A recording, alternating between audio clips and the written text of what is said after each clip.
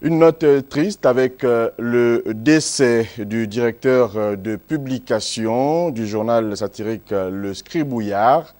Ce week-end, de suite d'une maladie à Libreville, décès qui a donc endeuillé le monde gabonais de la communication. Placide Moulakou meurt à la fleur de l'âge. Le président de la République compatit à la douleur et rend ici un hommage à ce combattant de la démocratie. Le récit de Sébastien Tuntum.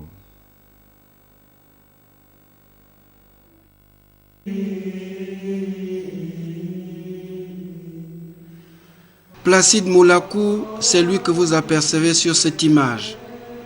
Le journaliste convaincu, le directeur de publication du journal satirique Scribouillard ne fait plus partie désormais du monde des vivants.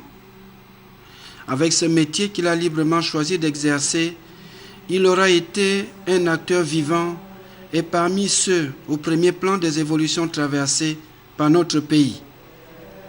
Son expérience a fait de lui celui qui aura, avec les autres ténors de la presse nationale, participé à décrire à l'opinion les différents changements vécus par notre pays dans son processus d'évolution depuis 2009.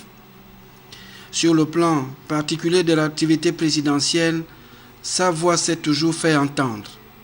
La presse est l'une des clés de la bonne gouvernance et de la démocratie. Pour qu'elle continue pleinement à jouer son rôle, des moyens et une nette coopération avec les détenteurs d'informations sont nécessaires. Or, sur ces questions, il n'est pas assuré qu'elles soient logées à la bonne enseigne.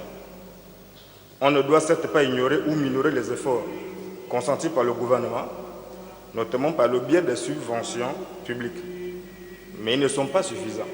À la présidence de la République, c'est une grande perte pour la nation tout entière, une grande perte pour le monde gabonais de la presse.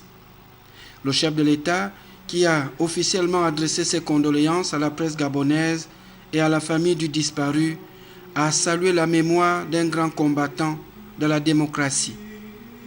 Placide Moulakou quitte la vie alors qu'il avait encore beaucoup à donner pour le dynamisme de la presse gabonaise.